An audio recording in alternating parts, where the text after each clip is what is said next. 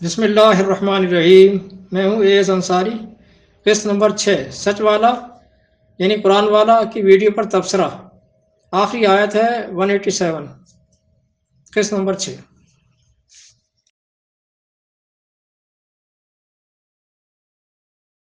اچھا چلیں اور مزید آگے چلتے ہیں، دیکھیں گے کہ اس کے بعد والی آیت میں کیا کہا گیا، تو کوشش کریں گے شاید اس میں جو ہے کچھ نکل جائے. اچھا یہ ہے آیت نمبر 187. آیت نمبر 187 اس میں کیا کہا گیا دیکھیے. احل لکم لیلۃ الصیام الرفث الی نسائکم، حلال کر دیا گیا تمہارے لیے صیام کی رات میں الرفث الی نسائکم، تمہاری عورتوں کے پاس. وہ کیا ہے بھئی، انٹرکورس لے لیں آپ اس کے معنی، یا پھر جو ہے اور جو ایک میاں بیوی کے درمیان جو کچھ ہوتا ہے، یہ سارے معنی الرفث کے لیے جا سکتے ہیں. الرفث کے معنی انٹرکورس بھی ہیں، یا پھر میاں بیوی کے درمیان جو کچھ ہوتا ہے، آپ بھلے جو بھی نام لے لیں اس کو، وہ تمہارے لیے صیام کی رات میں حلال کر دیا گیا. یہ ہے ایگزیکٹلی ان الفاظ کے معنی. ہن لباس لکم، وہ یعنی وہ عورتیں، یعنی تمہاری بیویاں، تمہاری عورتیں تمہارے لیے لباس ہیں. وانتم لباس لہن، اور تم ان عورتوں، تمہاری عورتوں کے لیے لباس ہو. وانتم لباس لہن، یعنی وہ تمہاری لباس ہیں اور تم ان کے لباس ہو. علم اللہ انکم کنتم تختانون انفسکم، اللہ نے جان لیا، اللہ نے جان لیا کہ بے شک تم لوگ خیانت کیا کرتے تھے اپنے آپ سے، یعنی اپنے آپ کو دھوکے دیا کرتے تھے. تختانون انفسکم، اپنے آپ کو دھوکے دیا کرتے تھے. تو کیا ہوا، فتاب علیکم، تو اس اللہ نے تم سے درگزر کیا، اللہ نے اس سے درگزر کیا. وعفا عنکم، اور تمہیں معاف کر دیا. فالآن باشروہن، اور پس اب تم ان کے ساتھ کیا کرو، ان کے ساتھ صحبت کرو. اب بھائی ظاہر بات ہے، صحبت میں دراصل یعنی دبے لفظوں میں کہنا چاہ رہا ہوں کہ میاں بیوی کے درمیان جو کچھ ہوتا ہے وہ تم کر سکتے ہو. کب؟ لیلۃ الصیام، صیام کی رات میں. صیام کی رات میں تم اپنی عورتوں کے ساتھ تم انٹرکورس کر سکتے ہو. فالآن باشروہن وابتغوا ما كتب اللہ لکم، اور تلاش کرو جو کچھ اللہ نے تمہارے لیے لکھ دیا ہے. وابتغوا ما كتب اللہ لکم، جو کچھ اللہ نے تمہارے لیے لکھ دیا ہے. وَكُلُوا وَاشْرَبُوا، اور کھاؤ اور پیو، اور کھاؤ اور پیو. حَتَّى يَتَبَيَّنَ لَكُمُ الْخَيْطُ الْأَبْيَضُ مِنَ الْخَيْطِ الْأَسْوَدِ مِنَ الْفَجْرِ، یہاں تک کہ واضح ہو جائے تمہارے لیے سفید دھاگا کالے دھاگے سے فجر سے. اب یہ الفاظ ہیں قرآن. اب یہ اس طرح کی باتیں جو آپ کے سامنے میں پیش کر رہا ہوں، اس کے کیا معنی ہوتے ہیں اب آپ جانیں، آپ کی کتاب جانیں، آپ کا عقیدہ جانیں. قرآن میں تو یہ آیا ہے. بھئی میرا کام ہے قرآن میں جیسا ہے ویسا بیان کر دینا. میں ڈنڈی نہیں مارتا اس لیے کہ میرا کوئی عقیدہ نہیں ہے. قرآن میں جو آیا ہے، جو الفاظ ہیں، الفاظ کے کیا معنی ہے، میں آپ کے سامنے پیش کر رہا ہوں بس. دیکھیں قرآن کی باتیں اصل میں ایک ایسے بچے کی باتیں ہیں جو کہ اپنی بات کہنا تو چاہتا، اس کا عندیہ بیان کرنا تو چاہتا ہے، یعنی اس کے ضمیر میں جو کچھ ہے، اس کے اندرون میں جو کچھ ہے وہ کہنا تو چاہتا ہے، لیکن اس کے کہنے کے لیے اس کے پاس نہ تو لفظوں کو جوڑنے کا سلیقہ ہے اور نہ لفظوں کو جوڑ کر اپنی بات پیش کرنے کا ہنر آتا ہے. نہیں آتا، بات کرنے کا سلیقہ نہیں ہے بھائی، بات کرنے کا سلیقہ نہیں ہے. پھر آگے یہ کہہ رہا ہے ثم اتم الصیام الی اللیل، پھر تم پورا کرو صیام کو رات تک. اب میں جاننا چاہ رہا ہوں کہ ہم نے تقریباً 5 آیتوں کا مطالعہ کر لیا، لیکن ہمیں یہ سمجھ ہی نہیں آیا کہ الصیام اصل میں ہے کیا. پھر قرآن یہاں پر اسی لفظ کو دہرا رہا ہے، ریپیٹ کر رہا ہے. یہ کہہ رہا ہے کہ وہ پھر تم پورا کرو الصیام کو رات تک. ولا تباشروہن، اور تم مباشرت نہ کرو، صحبت نہ کرو یا انٹرکورس نہ کرو. وانتم عاکفون فی المساجد، کہ اس حالت میں جب کہ تم مسجدوں میں اعتکاف کر رہے ہو. یعنی مطلب یہ ہے کہ قرآن ان آیتوں میں اور خاص طور پر اس آیت میں صیام کو اعتکاف سے جوڑ رہا ہے. گویا کہ اعتکاف صیام کا ایک حصہ ہے، گویا کہ اعتکاف صیام کا ایک جزو لازم ہے. قرآن یہ کہہ رہا ہے کہ تم مباشرت نہ کرو، تم انٹرکورس نہ کرو اس حالت میں کہ جب تم مسجدوں میں اعتکاف میں ہو. تلک حدود اللہ، یہی اللہ کی حدیں ہیں، یہی اللہ کی لمیٹیشنز ہیں. فلا تقربوہا، تو ان کے قریب نہ جاؤ. یہ اللہ کی سرحدیں ہیں، اللہ کی سرحدیں ہیں، اللہ کے جو ہے کیا ہیں، یہ بارڈرز ہیں، ان کے قریب نہ جاؤ. کذالک یبین اللہ آیاتہ للناس، یعنی اسی طرح اللہ کھول کھول کر بیان کرتا ہے اپنی آیتوں کو لوگوں کے لیے، لعلہم یتقون، تاکہ وہ تقوی والے ہو جائیں.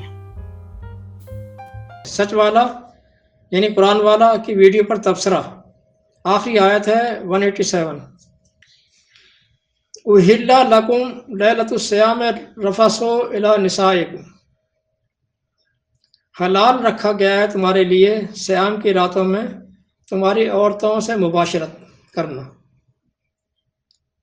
ہن لباس لکم وانتم لباس لہن، وہ تمہارے لیے لباس ہیں اور تم ان کے لیے لباس.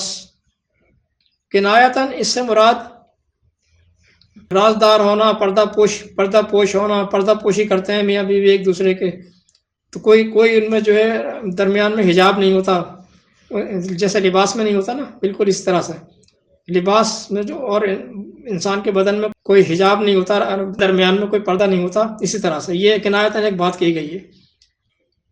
اللہ کو معلوم ہے کہ تم لوگ چوری چوری ان سے ملاپ کر کے قلبی خیانت کرتے رہے ہو. فتاب علیکم وعفا عنکم، بس اللہ نے تمہاری طرف التفات کیا، تمہاری طرف رجوع کیا، اس نے التفات کیا اور تمہاری اس خیانت پر تمہیں معاف بھی کر دیا. یہاں یہ سمجھ لینا ضروری ہے کہ اللہ نے تو ملاپ پر پابندی لگائی ہی نہیں تھی، پھر معافی کیسی؟ اس نے تو حرام کیا ہی نہیں تھا. جو چیز حرام نہ ہو وہ از خود حلال ہوتی ہے. تمام چیزیں از خود حلال ہوتی ہیں. حلال کا مطلب ہے کہ کھلا ہوا، اوپن، کھلا. اس پر پابندی لگتی ہے پھر وہ چیز حرام ہوتی ہے. تو اللہ نے پابندی کہیں بھی نہیں لگائی تو وہ آلریڈی حلال تھی. وہ پابندی نہ ہونا یا ہونا یہ اور بات ہے کہ انہوں نے اپنے تئیں ایک کام کو حرام سمجھ رکھا تھا، اگرچہ حرام نہیں تھا لیکن انہوں نے سمجھ رکھا تھا اپنے تئیں، اور اس کے باوجود اس کے مرتکب ہو رہے تھے اس عمل کے. یہ تھی دل کی خیانت. حرام ہونا نہ ہونا ایک الگ بات ہے، لیکن اگر کوئی کسی چیز کو حرام سمجھ رہا ہے، اگرچہ وہ حرام نہیں ہے لیکن وہ سمجھ رہا ہے حرام اور پھر کر رہا ہے، تو وہ اس کے دل کی خیانت مانی جائے گی. وہ متقی نہیں، متقی آدمی ایسا نہیں کرتا. متقی آدمی وہ ہوتا ہے کہ اگرچہ اس کے پاس ہدایت نہیں ہے، اسے نہیں پتا کہ کیا حلال ہے اور کیا حرام ہے، لیکن جس چیز کو غلط سمجھتا ہے وہ نہیں کرتا. یہ ہے متقی. پھر ایسے آدمی کو ہدایت بھی ملتی ہے. یہ ہے متقی. متقی کے اندر یہ نہیں ہے کہ وہ سیدھے راستے پر چل رہا ہے، نہ، اس کے اندر یہ کوالٹی ہوتی ہے کہ سچ کو مانتا ہے، غلط کام کرتا نہیں ہے، غلط بات کو مانتا نہیں ہے. وہ ہوتا ہے متقی. تو پھر اللہ تعالیٰ اس کو ہدایت دیتا ہے. اس بات کا نوٹس لیا اللہ نے اور انہیں تنبیہ کر دی. پھر آگے کہتا ہے فَلَا بَاشِرُوهُنَّ وَابْتَغُوا مَا كَتَبَ اللَّهُ لَكُمْ، اب تم کھلے دل سے جایا کرو، مباشرت کرو، اور جو اولاد اس کے ذریعے سے مباشرت کے ذریعے سے اللہ نے تمہارے لکھ دیے وہ تلاش کرو.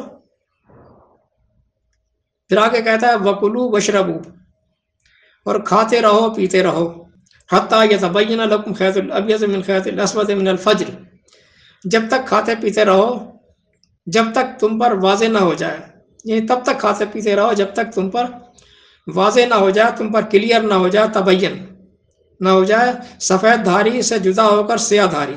سیاہ دھاری اور سفید دھاری. اوپر جب آسمان کی طرف دیکھتے ہیں تو جب پو پھٹ رہی ہوتی ہے نا، ڈان کا وقت جو ہوتا ہے، تو یعنی ایک طرف جو ہے وہ سیاہی ہوتی ہے، دوسری طرف سفیدی ہوتی ہے، درمیان میں ایک دھاری جیسی ہوتی ہے، وہاں اس کی بات ہو رہی ہے. من الفجر، الفجر ظرف کے طور پر آیا ہے، یعنی رات کی سیاہی کی ڈوری اور دن کی سیاہی ڈوری کے درمیان کی پھٹن، اسکیٹر. اسی وقت کو ڈان بھی کہتے ہیں. قرآن نے فطری وقت دیا ہے، فطری، نیچرل. اس فطری وقت سے آپ شیڈول بنا سکتے ہو، آپ شیڈول بنا لو. ثم اتموا الصیام الی اللیل، پھر سیام پورا کرو رات تک. قرآن والا صاحب فرما رہے ہیں کہ قرآن کا مصنف، صاحب قرآن، یہ بتا نہیں پا رہا کہ اصل میں سیام کا مطلب کیا ہے. یہ اسے بتایا ہی نہیں جا رہا. 5 آیات مکمل ہو گئیں، وہ باتیں تو کرتا رہا جن کی ضرورت نہ تھی، بلا ضرورت باتیں، بقول اس کے نا، بلا ضرورت باتیں، ضرورت نہ تھی. یہ نہ بتا سکا کہ سیام ہے کیا. اندھے کو تو نظر نہیں آ سکتا نا بھائی، تمہیں کیوں نظر آئے گا؟ تم نے تعصب کی پٹی باندھی ہوئی. اس میں قرآن کا قصور کیا ہے؟ قرآن کا تو کوئی قصور نہیں ہے. سیام کے لغوی معنی ہے حلال اور جائز کاموں سے کسی مقصد کے تحت رک جانا. کون کون سے کاموں سے رکنا ہے، حلال کاموں سے رکنا ہے، یہ عبارت خود بتاتی ہے. جہاں جن چیزوں سے جتنی باتوں سے رکنا ہوگا وہ عبارت خود بتا دے گی. یہاں سیام کی تعریف یہ بتا کر دی کہ کھانا اور پینا حلال کام تھے، صبح کی سفیدی سے لے کر رات تک اس سے رکنا ہے. پتہ چل گیا اب کہ سیام کا کیا مطلب ہے. اب اگر اتنی کلیئر بات بھی سمجھ میں نہیں آ رہی تو اس کے اسباب 2 ہی ہو سکتے ہیں کہ یا تو آپ عقل سے بالکل ہی پیدل ہیں، اور یا پھر اس ایجنڈے پر ہے کہ قرآن کو مشکوک بنا کر غیر موصل کرنا ہے. یہ کام تو کرنا ہے، تمہیں دیا گیا ٹاسک. یہ اب اس پنچ کا آخری حکم آ گیا، وَلَا تُبَاشِرُوهُنَّ وَأَنْتُمْ عَاكِفُونَ فِي الْمَسَاجِدِ، اور تم ان عورتوں سے مباشرت نہیں کر سکتے اس حالت میں کہ تم مساجد میں ٹھہرے ہوئے ہو. یہ سادہ سی آیت آج کے اس اسلامی ماحول میں بڑی اجنبیت رکھتی ہے، اور اس کی حقیقت جان کر آپ کے بھی ہوش اڑ جائیں گے. اگرچہ قرآن فکر والوں کو تو میں پہلے بھی ڈیٹیل سے سمجھا چکا ہوں. سالانہ کورس کرنے والے سائمین کی بھی 3 کیٹیگوریز ہیں. 3. نمبر 1 وہ جن کو کوئی لائٹ قسم کا ٹاسک دیا گیا، ہلکا پھلکا. یہ آفس یعنی مسجد، یہ مسجد یعنی آفس میں اسٹے کرنے کے پابند نہیں ہے. یہ مسجد میں اسٹے کرنے کے پابند نہیں ہے. یہ وہ عاکفین ہیں جن کو ماہ سیام کی راتوں میں اپنی منکوحات سے مباشرت کی اجازت ہے، جن کا ذکر اوپر آ چکا ہے. دوسری قسم یہ وہ صائمین ہیں جن کا ٹاسک ذرا ٹف ہے، سخت ہے، مشکل ہے. ان کو دن رات محنت کرنی ہے، تو یہ آفس میں اسٹے کرتے ہیں. ان کو اسٹے کرنا پڑے گا، آفس میں اسٹے کرتے ہیں. عاکفین فی المساجد. 3 جو خود بھی عاکفین ہیں اور ان کی بیویاں بھی اسی آفس میں آفیسر ہیں، کسی اہم عہدے پر فائز ہیں، اور وہ بھی عاکفہ ہیں. راتوں کو دونوں میاں بیوی اسٹے کرتے ہیں، تو جب ایک ہی آفس میں دونوں بورڈڈ ہیں تو ان کا مباشرت کا امکان ہے. تو ان کے لیے قانون سازی کر دی قرآن نے کہ وہ مباشرت نہیں کر سکتے. ٹاسک پورا کریں، گھر جائیں، وہاں جا کر اپنی دنیا داری کریں. سرکاری جگہ سرکاری کام کے دوران نہیں. یہ وقت امانت ہے عوام کا، عوامی مال سے تمہیں تنخواہ ملتی ہے. لہذا عاکفین کی بھی یہ 3 کیٹیگوریز ہیں. ایک دھوکہ بھی سمجھ لیں کہ قرآن نے عاکفین کہا ہے، ضروری کام سے اسٹے کرنے والے. عاکف کے معنی کسی جگہ کا ضروری کام سے اسٹے کرنے والا. اور معتکفین تو نہیں کہا قرآن نے. معتکف کے معنی ہے کمرے میں بند ہو جانے والا. پھر یہ دھوکہ کیوں دیا گیا ہے؟ اسے اعتکاف اور اس کے فاعل کو معتکف کہتے ہیں. کیوں؟ قرآن میں تو نہیں ہے. اعتکاف تو ثلاثی مزید فی کے باب افتعال سے ہے، جبکہ عاکف ثلاثی مجرد کے باب نصرہ ینصرو سے ہے. اور اعتکاف کا لفظ تو کجا، قرآن میں یہ باب ہی نہیں ہے، یہ باب ہی نہیں ہے کسی بھی جگہ پر. یہ کمرے میں بند ہونے کا شوشہ چھوڑ کر تم نے قرآن میں بھی تحریف کی اور خانقاہیت کو پروموٹ کیا. یہ رمضان کے آخری عشرے میں بیٹھ کر کیا کرتے ہیں یہ بیٹھنے والے جو گھس کر بیٹھ جاتے ہیں، کیا کرتے ہیں یہ؟ کوئی مجھے بھی سمجھائے گا ذرا. قرآن کے عاکفین کے ذمہ تو بڑا کام ہوتا ہے، کیونکہ انہوں نے ریسرچ کو آگے بڑھانا ہے قرآن کو بیس بنا کر، کیونکہ یہ تو علوم کی وہ یونیورسٹی ہے، قرآن یونیورسٹی کے جس کے علوم میں کوئی فیلئر نہیں ہے، جس کے علوم میں کوئی فیلئر نہیں ہے. وہاں سے تھیسس تیار کرنے ہیں، تحقیق آگے نکالنی ہے. ایک مثال سے سمجھ لیجئے، سمجھاتا ہوں. آرسٹارکس نے سورج کو تمام کائنات کا آربٹ مان کر تمام کائنات کو اس کے گرد گھما دیا. یہ کام کیا اس نے. اسی طرح 1448 میں نکولس کوپرنیکس نے بھی سورج کو ساکن مانا، وہ بھی ساکن مانتا رہا. پھر کیپلر نے 1630 میں بھی اس کو ساکن مانا، وہ بھی ساکن مانتا رہا. دیکھیں سائنٹسٹ کیا کرتے جا رہے ہیں. پھر 1822 میں سر ولیم ہرشل نے بڑی تحقیق کے بعد یہ اعلان کیا کہ the sun is traveling through the space. سورج تو خلا میں سفر کر رہا ہے، ساکن کہاں ہے؟ اسٹیٹک تو نہیں ہے، یہ تو سفر کر رہا ہے. لیکن قرآنک لیبارٹری میں بیٹھا یہ مومن سائنٹسٹ، قرآنک لیبارٹری میں بیٹھا یہ مومن سائنٹسٹ اس حقیقت تک بہت پہلے ہی پہنچ چکا ہوتا، بہت پہلے. کیونکہ ڈیوینل گائیڈنس یعنی قرآنی ہدایت نے اسے پہلے ہی بتا دیا تھا. کیا بتا دیا تھا؟ الشمس تجری لمستقر لہا 36/38. سورج اپنے مستقر کی طرف دوڑ چلا جا رہا ہے، بھاگا چلا جا رہا ہے، اسٹیٹک نہیں ہے، اسٹیٹک نہیں ہے. پھر آگے ہے تلک حدود اللہ فلا تقربوها کذالک یبین اللہ آیاتہ للناس لعلہم یتقون. تلک حدود اللہ، یہ ہے اللہ کے حدود، انہیں کراس نہیں کرنا تم نے. فلا تقربوها، ان کے قریب بھی مت جانا. کذالک یبین اللہ آیاتہ، اس طرح اللہ تعالیٰ اپنی آیات کو کھول کھول کر بیان کرتا ہے للناس، لوگوں کے لیے، لعلہم یتقون، تاکہ ان میں تقوی پیدا ہو. یہ یہاں پر یہ پنچ ختم ہو گیا اس کا. اسلامک اسٹیٹ میں یہ مساجد بڑے پائے کی یونیورسٹیز ہوں گی، بڑے اعلیٰ درجے کے کالجز، اعلیٰ درجے کی عدالتیں. یہ بدبودار جاہل ملا نہیں وہاں ہوں گے، یہ پرائیویٹ دکانیں نہیں ہوں گی جہاں لکھا ہوتا ہے کہ مسجد اہل سنت اور اندر مسجد کا ملا بیٹھا ہوتا ہے، مسجد اہل حدیث اندر اس کا ملا بیٹھا ہوتا ہے. یہ مسجد نہیں کہلائیں گی، یہ مساجد نہیں کہلا سکتی. جب اسلامک اسٹیٹ قائم ہوگی تو یہ مساجد نہیں کہلا سکتی، یہ کہلائیں گے مندر، ٹیمپلز، سنی مندر، شیعہ مندر، اہل حدیث مندر، مسیحی چرچ، یہودی سینگوگ وغیرہ وغیرہ.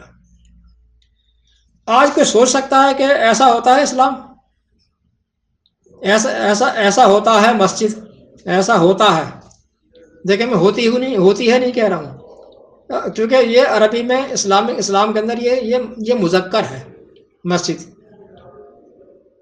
یہ بلڈنگیں ہیں، آفیسز ہیں، تو ایسا ہوتا ہے مسجد. اسلام میں مسجد مذکر ہے. اور آپ دیکھیں کہ مسجد میں فیمیل آفیسرز بھی کام کرتی ہیں، سرکاری ڈیوٹی سر انجام دیتی ہیں. کیا ہے یہ تصور آپ کے موجودہ اسلام میں؟ قرآن کا صائم تو ایسا ہوتا ہے کہ وہ کچھ کر کے دکھاتا ہے، کچھ اچیو کرتا ہے. آپ کا روزے دار کیا کرتا ہے؟ یہ کیا کرتا ہے؟ قرآن کا عاقف تو ایسا ہوتا ہے کہ دن رات ایک کر کے وہ کچھ نتیجہ برآمد کر کے دکھاتا ہے. آپ کا معتکف کیا کرتا ہے؟ خلاصہ یہ کہ صوم اللہ کی طرف سے سرکاری عہدیداران کا سالانہ خود احتسابی اور تربیتی کورس ہے، خود احتسابی اور تربیتی کورس ہے۔ سیام کا دورانیہ متعلقہ ایڈمن نے طے کرنا ہے، وہ بتائے گا کہ کس کو کتنے دن کا کورس ہے کس کا۔ ہر اہلکار کو ایڈمن کی طرف سے ایک ٹاسک دیا جائے گا کہ تم نے اس ٹاسک کو اچیو کرنا ہے۔ اس غرض سے بعض کو آفس میں راتوں کو بھی رکنا پڑے گا۔ اس میں میل اور فیمیل سب شامل ہے۔ دیگر مومنین کے لیے یہ سیام آپشنل ہوں گے، آپشنل۔ جو یہ خیر کا کام کرنا چاہے، کیونکہ اس سے تقویٰ تو بہرحال پیدا ہوتا ہے نا، وہ ہر خیر کے کام کو جو کرنا چاہے وہ ہر خیر کے کام کو اللہ کے ہاں موجود پائے گا، حاضر پائے گا 3/30۔ لیکن کوئی بھی کام اس کو سوچے سمجھے بغیر، سمجھے بوجھے بغیر کرنا، یہ لا حاصل ہوتا ہے۔ چلیے والسلام۔